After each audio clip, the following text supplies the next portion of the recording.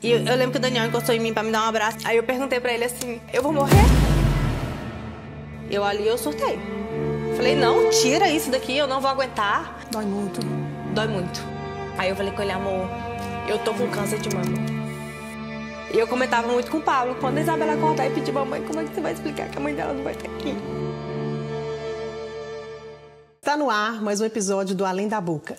O episódio de hoje tá incrível. Tô até emocionada.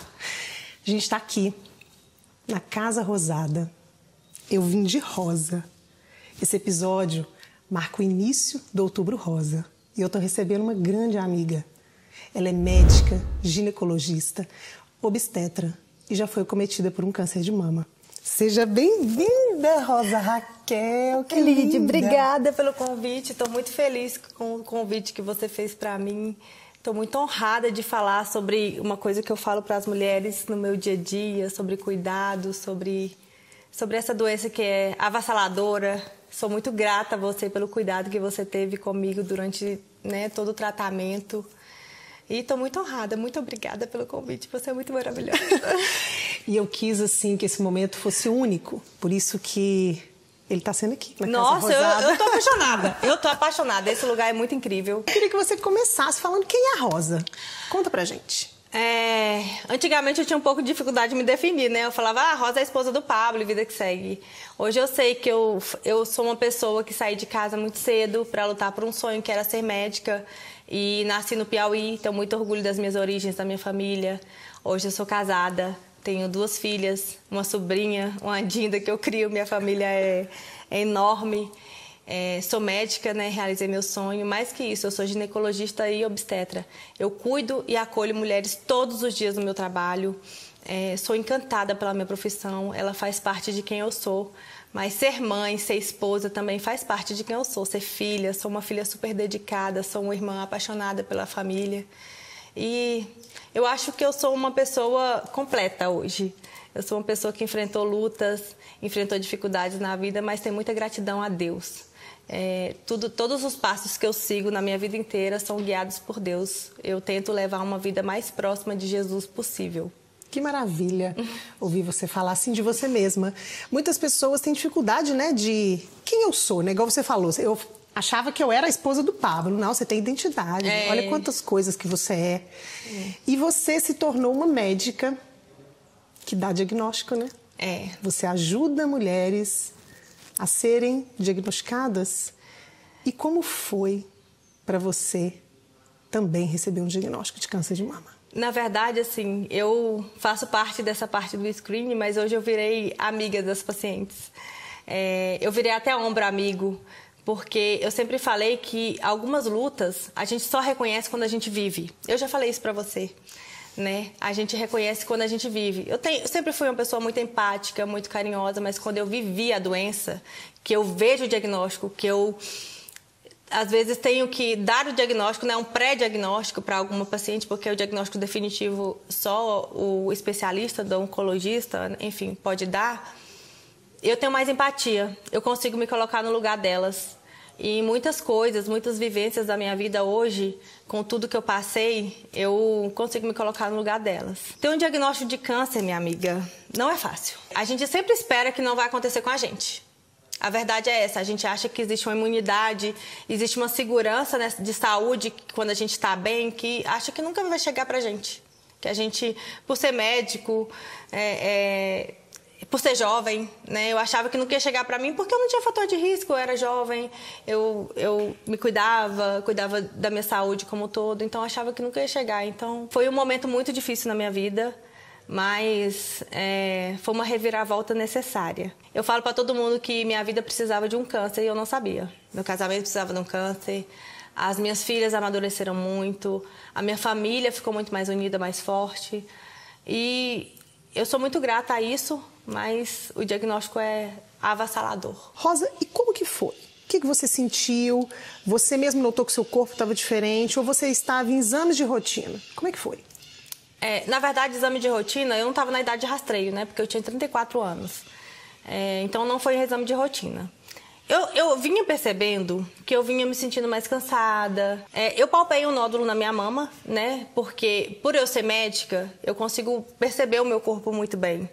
E eu percebi que realmente tinha alguma coisa diferente, mas eu já tinha alguns nódulos que eu sabia que eram benignos e não me preocupei tanto, né? E aí eu palpei um nódulo, percebi que o meu mamilo estava ficando um pouco mais para dentro e percebi uma secreção do mamilo também. Não era espontânea, né, quando eu apertava, mas é uma secreção diferente das secreções que eu já tinha visto, porque quando a gente amamenta, né, por um tempo sai secreção, enfim. Era diferente, mas não era preocupante, não era aquela clássica de livro. E aí foi isso que eu percebi. E aí você, por ser médica, você se alertou, falou assim, vou procurar fazer o exame... E foi no ultrassom ou foi mamografia? Na verdade, assim, na correria do dia a dia, né?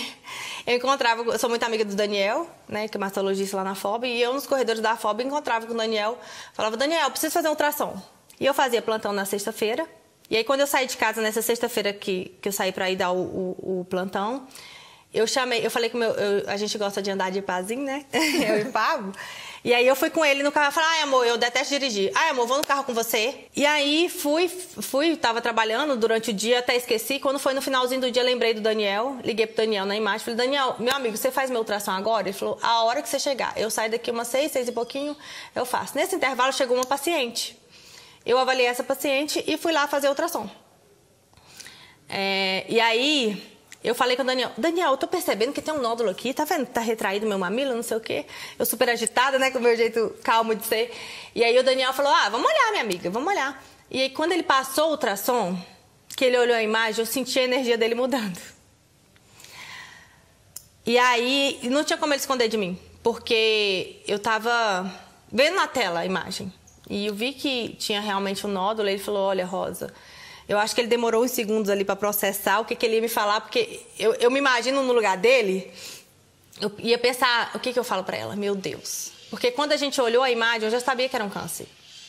Tanto ele quanto eu. Só que o diagnóstico definitivo é com biópsia. Mas quando a gente é do meio, a gente olha a imagem e já sabe que é um câncer. Ele falou, olha, minha amiga, na verdade eram 2 nódulos, esse que eu estava palpando foi o que me salvou, porque o outro era bem profundo, eu não ia palpar ele nunca. E aí ele falou, olha, minha amiga, é um nódulo, ele é mais alto do que largo, ele tem sombreamento posterior, tem microcalcificações. E aí naquele momento eu já sabia que era um câncer. E eu entrei num estado de choque. E ele falou, vou pedir pra Lê fazer a mamografia em você agora, porque a Lê trabalha na FOB, a Lê estava indo embora, ele falou, vou ligar pra ela, se ela tiver aí ela faz a mamografia. E até então... Eu tinha ciência, mas eu estava naquele momento de choque, sabe? De negação. Acho que faz parte do luto também. Quando eu fiz a mamografia, que a Lê terminou a mamografia, que eu falei, Ale, deixa eu ver a imagem. Que eu olhei a imagem, aí foi que eu entendi que realmente aquilo era um diagnóstico. Eu não sei te explicar quais foram minhas próximas atitudes ali naquele momento que eu falei, porque eu bloqueei aquilo no meu cérebro. Bloqueei o segundo, sabe aquele segundo do filme? E eu lembro que o Daniel encostou em mim pra me dar um abraço e falou assim... Aí eu perguntei pra ele assim, eu vou morrer? E a pergunta mais idiota que você pode fazer para um médico é pedir para ele deixar você viver, porque ele não é Deus, né? Ele é um ser humano. E aí o Daniel... Eu só pensava nas minhas filhas nesse momento, né? Na minha família. E eu tava no meu melhor momento profissional, então eu tava no momento de... ascendência profissional. Eu até comentei com um amigo meu que quando eu ia poder montar um consultório, ter uma estrutura legal, eu tive um câncer. E foi tudo bloqueado, assim, da minha vida. E eu perguntei pro Daniel assim, eu vou morrer? Aí ele falou, ele não tinha essa resposta. Porque a gente precisava da biópsia, precisava fazer estadiamento. Ele só respondeu, você vai lutar, minha amiga. E eu vou estar do seu lado. E aí eu saí lá do consultório, enfim, não consegui mais trabalhar, é óbvio. E fui encontrar com o Pablo, e aí ele estava esperando eu acabar meus atendimentos. E eu cheguei na porta, eu imagino que o meu olhar estava de desespero, de medo, de susto, enfim. E quando eu olhei pro Pablo, foram aqueles 3 segundos, milésimos de segundo de silêncio, que ele falou que na cabeça dele passavam-se várias coisas, né? Falou, a paciente dela morreu, o neném da paciente morreu, aconteceu alguma coisa muito... Mas ele nunca imaginou que aconteceu alguma coisa comigo. Aí eu falei com ele, amor, eu tô com câncer de mama. E aí nesse momento eu desabei, aí eu consegui chorar. E aí o Pablo, enfim, falava, não, isso é impossível. Rosa, é impossível. Ele tinha plena certeza que era mentira. Não, Rosa, isso não existe, isso é impossível. Não tem como, porque a gente estava vivendo uma fase excelente de vida, assim. Nós estávamos vivendo o auge da nossa felicidade. Mas em nenhum momento eu fiquei com raiva do diagnóstico. Eu fiquei com medo, é normal. Eu me entristeci, porque eu estava na minha melhor fase. Eu acredito em milagres, não é que eu não acreditava em milagres. Mas para a ciência aquilo era impossível. E a gente que é médico, a gente é bem mais científico do que de pensar, vai acontecer um milagre. Eu até acredito que esse processo todo do tratamento tive vários pequenos milagres, mas eu não acreditava que não podia ser câncer. Que aquele diagnóstico ia ser revertido, né? Eu já estava conformada que era câncer, só queria saber se eu ia viver ou não. Eu lembro que eu cheguei em casa, né, e eu olhei pro rótulo do shampoo e vi que o shampoo vencia em 2026. E aí aí fui tomar banho, né, chorando, tinha que lavar o rosto. E eu pensei, será que em 2026 eu vou estar aqui? Como que foi seu tratamento? As etapas? Lídia, eu lembro que quando eu assimilei tudo do diagnóstico, eu falei com Deus que eu queria viver tudo. E eu passei por todas as etapas. Eu fiz químio antes, fiz cirurgia, que eu tirei a mama, né, mastectomia, e fiz radioterapia. E depois eu ainda fiz mais 16 sessões de uma químio adjuvante. Então foi um tratamento muito longo. Quantos anos? Olha, eu terminei ele agora, né? Na verdade, eu terminei o processo do tratamento, assim, acabei o tratamento medicamentoso e tudo com 1 ano e meio. Mas o processo todo agora, depois de quase 3 anos, que eu fiz a última cirurgia reconstrutora, né? Que fechou com chave de ouro. E eu me lembro, durante da sua quimioterapia neoadjuvante, que você optou em usar a touca fria, né? Como que foi essa experiência? O meu médico me ofereceu, né, o tratamento com a touca, que é a crioterapia, que é a touca gelada, e foi horrível. A verdade é que muito difícil.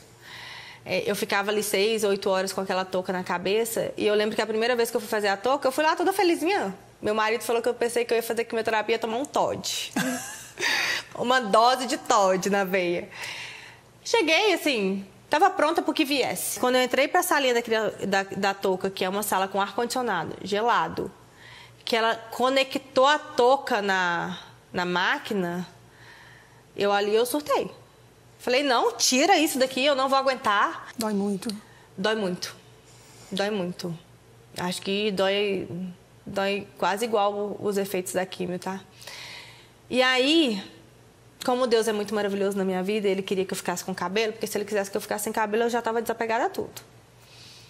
Tinha uma moça do meu lado que estava fazendo, acho que a 2ª ou 3ª sessão de quimioterapia, não lembro agora, mas eu sou tão grata a ela, sou muito grata a ela. E ela falou comigo assim, olha, os primeiros 30 minutos são terríveis, depois você vai adaptar. E na hora do desespero, quer adaptar o quê? Eu chamei a enfermeira, e aí eu falei, Pablo, tira isso de mim, eu não quero ficar com isso. E o Pablo tentou me alegrar, tentou fazer piada, mas não rolou. E a enfermeira chegou, ela me trouxe de novo pro prumo, que é o nosso papel como profissional ali. Às vezes a paciente está lá no trabalho de parto, no final eu sou esse papel. Chamar ela e falar, olha, é assim, é a fisiologia, mas está acabando. Aí ela encostou em mim e falou assim, Rosa, eu sei que dói, eu sei que é difícil, mas você vai aguentar, daqui a pouco vai passar. Você não quer tentar mais um pouco? Tenta pelo menos mais um pouquinho. E a moça falou dos 30 minutos, eu falei, então tá bom. Eu vou tentar 30 minutos. Coloquei no cronômetro 30 minutos. E com 15, 20 começou a melhorar. E depois eu fiquei adaptada e ficava todas as sessões. Mas em todas as sessões que eu fui foram difíceis. E todas. Você venceu, né? E consegui, meu cabelinho, Danila orou muito pelo meu cabelo, cuidou muito bem, as meninas cuidaram muito bem. E deu certo. Você falou das suas filhas. Uhum. Como que foi chegar em casa, olhar para elas, você com o diagnóstico, você explicar para 2 crianças, né? Pablo e eu chegamos muito tristes em casa, que a gente fez a ressonância no mesmo dia, né? E a gente chegou muito triste em casa, muito chateada.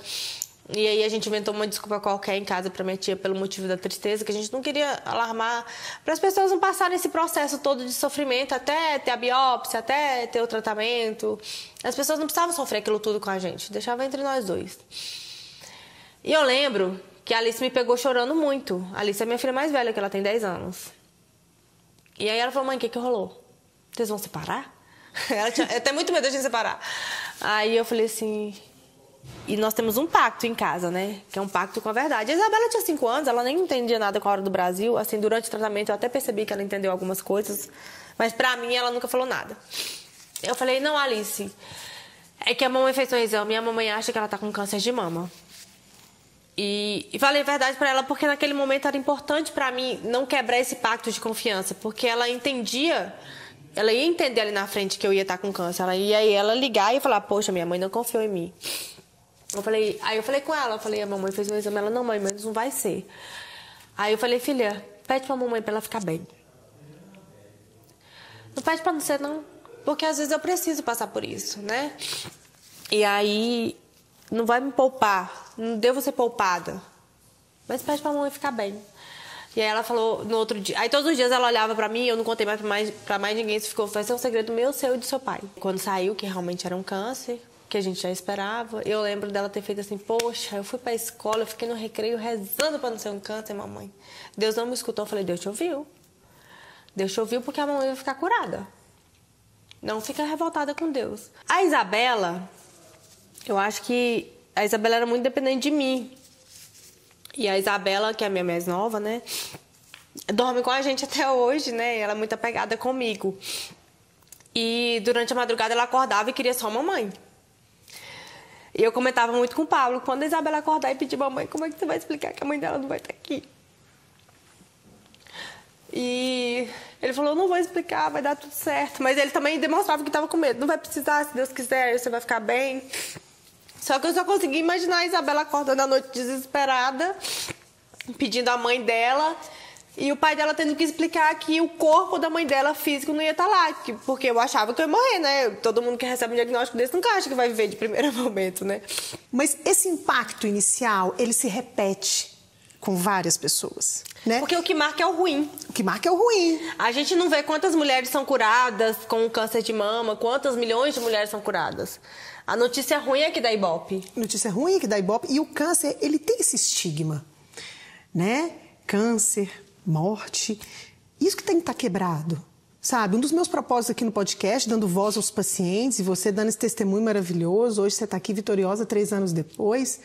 Tem jeito. Tem. Dá certo. Vamos mudar a forma como a gente vê a doença? Eu cresci numa família onde não podia falar. Eu nunca conversei com a minha mãe. É aquela doença. Minha mãe foi embora sem protagonizar isso de eu tenho câncer. Era aquela lesão. Eu tô com uma alteração dela, foi na bexiga. Então, ver você hoje falar do câncer com protagonismo, né, da sua história, da sua vida, e dar graças a Deus, o câncer me mudou. Dou graças a Deus que eu tive ele, porque hoje eu sou uma outra mulher. Isso é maravilhoso. Então, vou mostrar isso para todos que estão nos ouvindo, que esse episódio chegue em milhares de casas que possam ouvir o seu relato e falar assim, eu também vou mudar a forma de falar. E outra coisa que você disse sobre a sua filha, como que eles são a nossa força, né?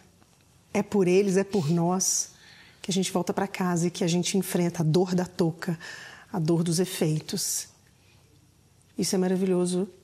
Teve uma mulher que também deu esse depoimento para mim, que a filha dela era a força dela e que ela enfrentou, venceu. E hoje ela fala com muito orgulho, igual você fala. Uhum. Que bom. E como que é estar hoje em remissão? Viver esse pós-câncer, você sente medo, seu dia a dia ali no trabalho, que você recebe pacientes que trazem históricos, né? Como que tem sido? Lide, hoje eu vivo uma vida de gratidão. Acho que a palavra para minha vida hoje é gratidão. Eu sou grata todos os momentos da minha vida. Cada pequena conquista que eu consigo acompanhar, se eu acompanho da minha família, do meu trabalho, se eu estou no parto, se eu vejo o nascimento. Eu vivo uma vida de gratidão. Eu acordo e agradeço a Deus por mais um dia. E é incrível, incrível como a vida muda. Isso eu não quero perder nunca, essa gratidão da vida. É incrível como cada dia se torna mais feliz. Porque o medo é um eterno companheiro. Vira uma sombra, né? Mas o medo existe para sempre. Quando eu vou fazer o exame, eu fico ansiosa, fico nervosa, fico irritada. Tento me policiar para não ficar assim, mas não tem como. E tem uma coisa que o câncer mudou para mim, para minha família, que é a fé. O câncer me tirou tudo. Tudo.